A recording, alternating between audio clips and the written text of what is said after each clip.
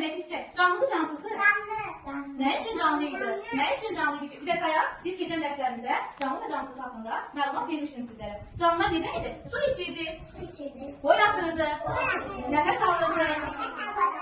Böyle. Meyveler yedi verirdi. Çiçekler açırdı. Necə? Ben size bu cansız çiçeği göstereyim. Boy atır bu? Hayır. Su içebilir bu? Hayır. Çünkü oyuncaktı. Bu çiçeğini, bu güzel çiçek gibi gösterebilir bize? Hayır. Çünkü bu cansız bir oyuncaktır. Canlı çiçekler. Gelin ben size canlı çiçeğin necə hareket ettiğini ben size göstermek istiyorsunuz. Bəli. Teşekkürler istiyorsunuz. Bəli. Gelin yakına. Herkes bana baksın. Herkes bu çiçeği görür. Hə. Bəli. Herkes bu çiçeği görür. İndi bu çiçeğe ben əlimi toxunduracağam. Çiçek küsür. Hərəkət edir. Necə? Ya baxaq görə biz Nilayı belə incitsək. Görürsünüz Nilay hiss edir ki, ona əldən çok incilir. Bu çiçək belə bir, belə bir çiçəkdir. Bəli. Görmək istəyirsiniz? Herkes görmək istəyir bu çiçək. Bəli. Gəlin belə ortaya qoyaq. Herkes də görsün ki, bu çiçək necə bir çiçəkdir. Herkesin gözünün qarşısında elə baxaq görək. Herkes baxsın bu çiçəyə. Kim əlini toxundurmaq istəyir? Gəlin herkes bir yerdə toxunduraq əlimizi. Gəlin. Baxın, bu çiçək küsəcəkdir, baxın. Gördünüz? Hərəkət edir. Görürsünüz? Demək, bu necə bir çiçəkdir? Bunun adı çiçək güldür.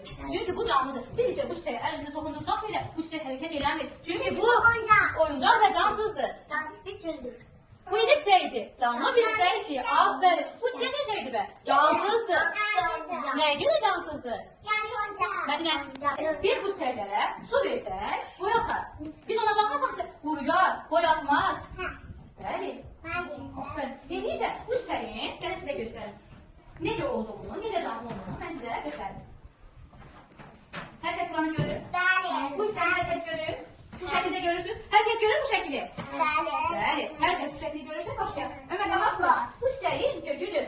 Kökü olmasa çiçek yaşayabilmez. Boyatabilmez. Görürsünüz. Bu ise gövdesidir. Boyattığı yerdir. Bu ise yarpağıdır. Bu terevəzidir. Çiçeğidir. Şimdi Ömer, bu neydi?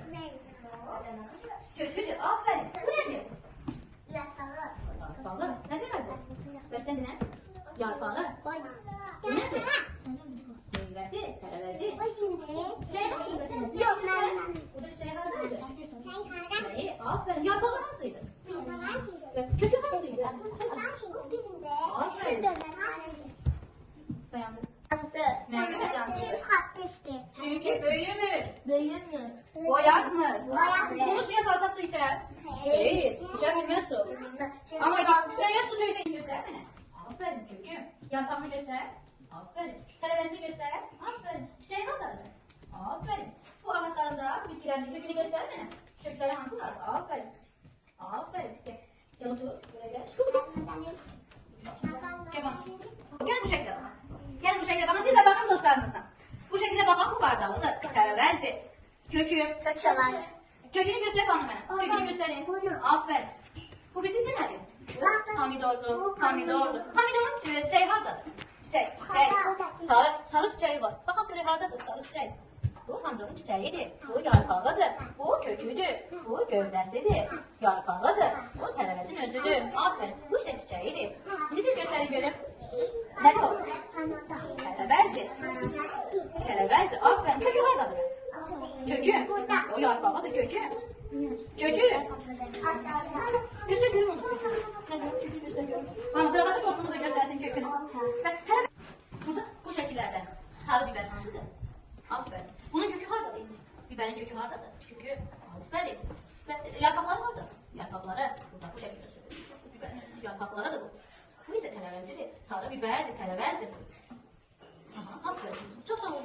Fatoş, çiçeğin kökü hardadır Fatoş. Çocuğum hanım göstereyim. Elimizin kökünü göstereyim. Fatoş, göstereyim elimizin.